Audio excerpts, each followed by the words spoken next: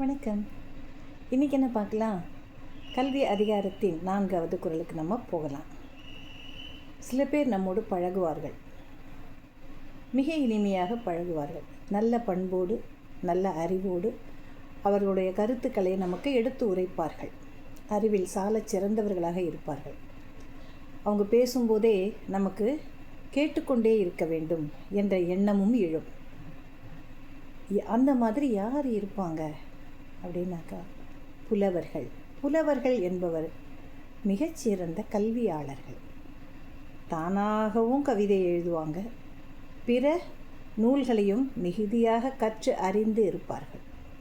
அத்தகைய அறிவுசால் பெருமக்கள் நம்மோடு கூடி இருந்து பேசி மகிழ்ந்து, சரி, உங்களோடு நான் மிக நீண்ட நேரம் பேசிவிட்டேன், நான் விடை பெறுகிறேன் அப்படின்னு சொல்லலாம் இல்லையா? பேசிக்கிட்டே இருக்க முடியாது இல்லையா? ஒரு குறிப்பிட்ட காலத்துக்கு அப்புறம் அவங்க என்ன பண்ணுவாங்க, சரி, நான் உங்களிடமிருந்து விடை பெற்றுக்கொள்கிறேன்.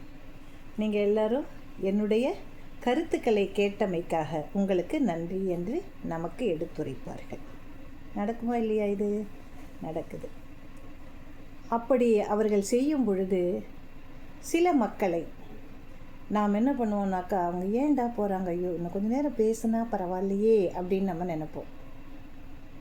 சில பேர் பேசும்போது அப்பா ஆரம்பிச்சிருச்சா அப்படின்னு நினைப்போம். அதனால் என்னையும் நீங்கள் என்ன நினைக்கிறீங்களோ தெரியல. அப்போது இந்த கல்வி என்பது அவர்கள் நம்மை விட்டு விலகி செல்லும் பொழுது அவர்கள் இன்னும் சற்று நேரம் நம்மோடு இருக்க மாட்டார்களா, உரையாட மாட்டார்களா என்ற ஆவலையும் ஆசையையும் ஏற்படுத்தி கொடுப்பது. அப்படிப்பட்ட கல்வியை கற்ற ஒருவர் மிகச்சிறந்த கல்வியாளர். இப்படி இருக்கிறவங்க யார்? புலவர்கள் அப்படின்னு சொல்லி வள்ளுவர் சொல்கிறார். எல்லாருமே புலவராக இருக்க முடியுமா? அதுவும் இல்லை. ஆனால் அறிவு சார்ந்தவர்களாக, பரந்து விரிந்த அறிவை பெற்றவர்களாக இருத்தல் என்பது எங்கேயுமே இருக்கும். இதனை பற்றி வள்ளுவர் கூறுகிறார். உவப்ப தலை கூடி உள்ள பிரிதல் அனைத்தே புலவர் தொழில். உவப்ப தலை கூடி உள்ள பிரிதல் அனைத்தே புலவர் தொழில். ஒப்ப தலை கூடி எல்லாரும் மகிழ்ச்சியாக இருக்கும் வண்ணமாக ஒரு கூட்டத்தில் ஒருவர் பேசுகிறார். அதனை மிகுந்த ஆவலோடு எல்லோரும் ரசித்து கொண்டிருக்கிறோம். எல்லோரும் ஒருங்கிணைந்து ஒரே பார்வையில் அவருடைய பேச்சுக்களை, கருத்துக்களை கேட்டுக்கொண்டே இருக்கிறோம். காதுக்கு அது இனிமையாக இருக்கிறது.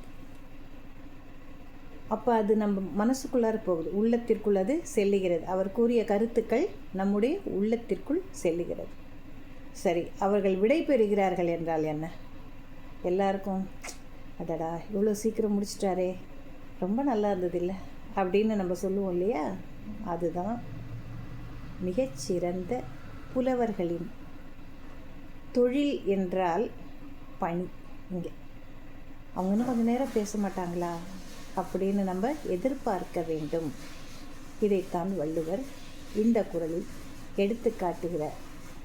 ஆக உவப்ப தலை கூடி அனைவரும் இணையும் இடத்தில் இனிமையாக கருத்தாழமிக்க சொற்களை நீங்களும் கூறுங்கள்.